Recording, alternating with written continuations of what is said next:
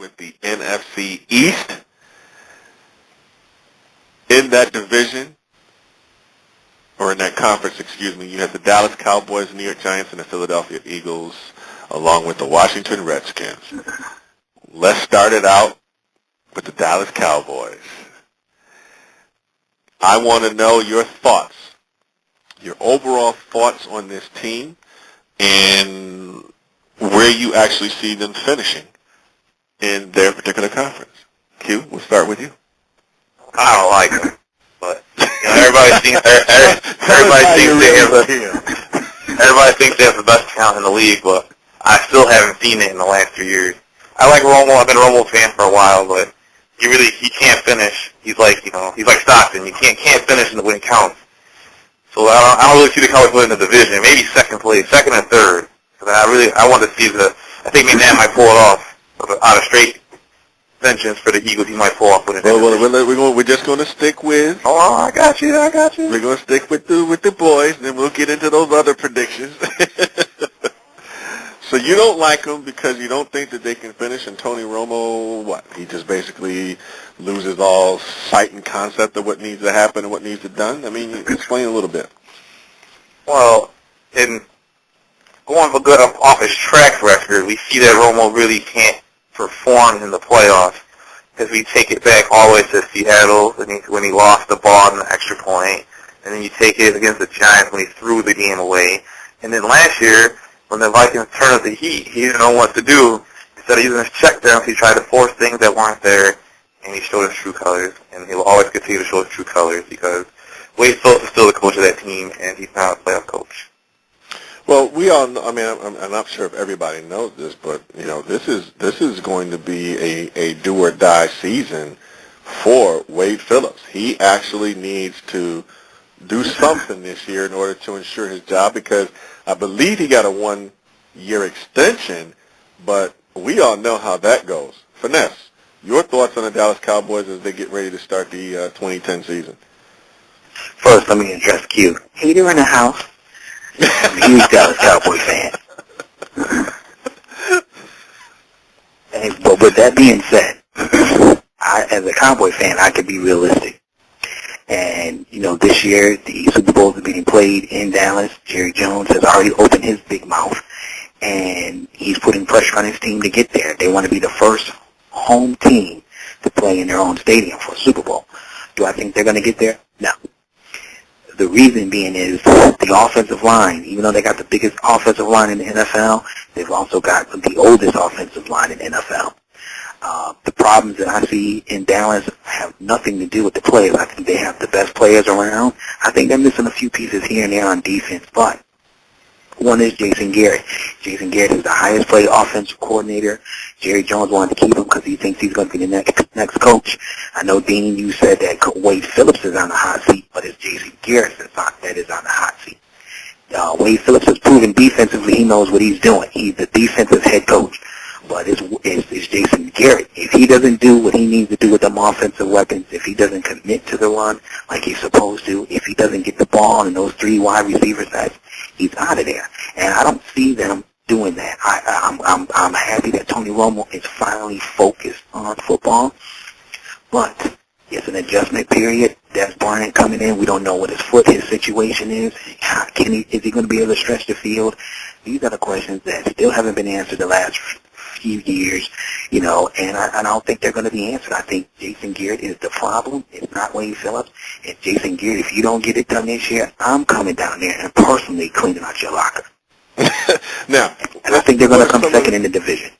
What are some of the strengths and weaknesses of the Dallas Cowboys, Finesse? Give me 2 strengths and 2 weaknesses. Well, their weakness overall is the offensive play calling. That'll be their number 1.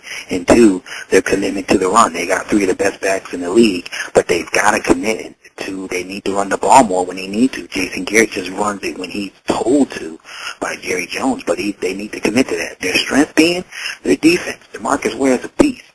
That Dallas defense is a beast, man, and they're going to hit you. And their other strength is, getting Des Bryant. That was a steal. So now is it going to make Roy Williams play even harder? to prove that he is the number one? Can Des Bryant come in there? I think that they can. I think they could put up the most points in the NFL behind the Saints. But that weakness of Jason Garrett is going to be the key. Okay, Q, strength, weakness. Well, their strength in my eyes is, their defensive line. There are a lot of monsters on the D-line. DeMarcus Ware is unbelievable. I'll give him that. And another strength, I think, is Jason Witten, because he helps open up the field for Romo, even though I think Romo sometimes tends to throw the ball to his way too many times. He is a strength for them. Weakness is the O-line. Letting go of Floba Adams is proven to be not the best decision in the world because they lost. They have Kyle Crozier, who's still a little banged up, and then Doug Freeze on the left side. He's unproven, so we don't know if he can protect Romo's blind side just yet. And another weakness, I think, is defensive backs, because Orlando Scandrick and Alan Ball, I don't know if they can do it behind Malcolm Jenkins. So a lot of teams should have some sort of field day, and especially on Thanksgiving when they meet up with the Saints. Freeze is going to wipe them boys up. Okay. Now, my thoughts on the Cowboys. I have to agree with what you were saying, Finesse, in terms of the play calling and Jason Garrett, really needing to, open it up and let it happen. I also feel that, and this kind of coincides with what Q was saying, there's a lot of pressure being put on this team, not only by the owner, but I'm going to say the coaching staff, and I'm going to throw in the fans, because it is the Super Bowl in Dallas. And like Q alluded to earlier, I like Tony Romo. I'm a Tony Romo fan because he really enjoys playing professional football. But when it comes to pressure-filled situation, he always seems to find a way to crack. Well, you got to give them credit. They won their first playoff game last year, and I think that's a stepping stone. Without question. Because they hadn't done that before. Absolutely. You had mentioned Roy Williams being a number one receiver, but in looking at last year's stats, Finesse, Roy Williams was fourth in terms of reception yards and receptions. First was Austin. I know, but he's supposed to be the number one receiver on that team. Right. But when they acquired Miles Austin, or when Miles Austin decided to come up, and now you bring in Des Bryant, maybe that will have Williams step up and be that number one like he's supposed to be. Because it can happen one of two ways. Williams could step up, or he can be like, you know what, I'm not getting the ball enough, and pull a T.O. and start crying about the whole situation. My take on the Cowboys' strengths, I agree with you both in terms of their strengths in defensive line. I'm going to throw in a strength that you didn't really mention, either one of you mentioned, and that is, I think Tony Romo is a strength. He's been with this system for a number of years, and I feel he has the players' trust and confidence. Weakness, secondary, and the biggest one of all, Garrett, the offensive coordinator. Let's keep it moving. Now, Coach, let me say something. As much as you get on Brett Favre, you pick Tony Romo as a strength. That cat is so erratic sometimes. But see, you're missing the point that I said was his strength. That's amazing. You're missing the point of what I said his strength was. I never once said that he wasn't erratic, because he is. But it is a strength when you have had a quarterback, especially now in the NFL, who has been with your team and your system, and the players have a comfort level with him. Oh, yeah, he's erratic. Without question, he's erratic, but he's still a solid piece to this. When you look at their offense, he's still a solid piece, and then you have Marion Barber having the most senior leadership. You got Miles Austin, who has only been there, 2 years? And you have a defensive back. He's actually been there 3 years. Okay, but now he just decided to have a breakout year. So, well, no, that's on Garrett. If you so busy trying to have T.O., this was the problem. We've always had receivers, but they were looking at the wrong ones. They had T.O., and then they brought in Roy Williams when you had Miles Austin. You got to wait till you get your chance to get on the field to do what you can do. True. No one's disputing that.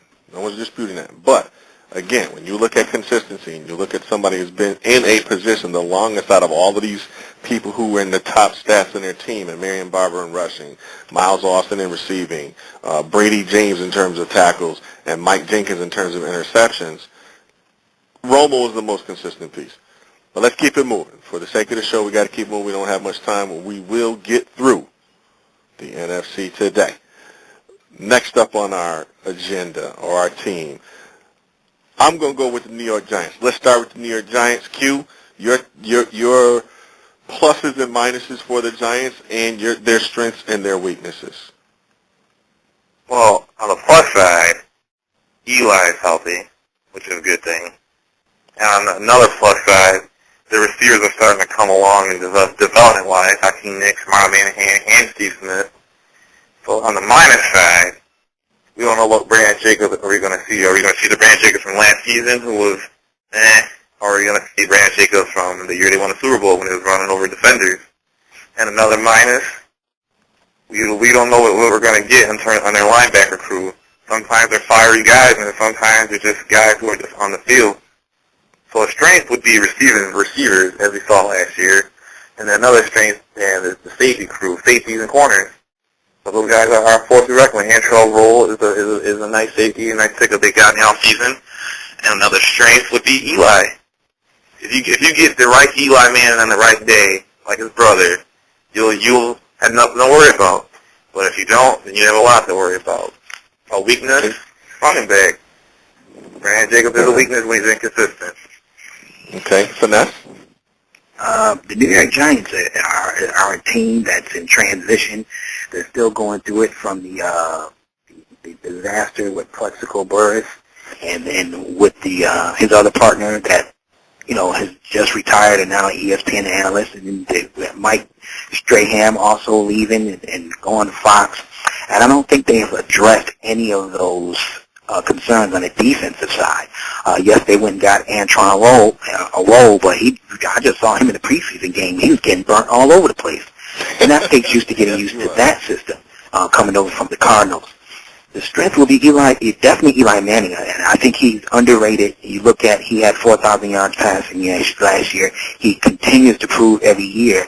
And you would have to throw him in there when you look at it. What receivers does he have? And for the New York Giants to not even address that, to help stretch the field for Manning, they still needed to address, like Q said, their running back situation is something to be desired. So if you don't have a running game, and now you still don't have a passing game, the New York Giants could end up 8-8, 9-7. But I don't think they're much better than last year.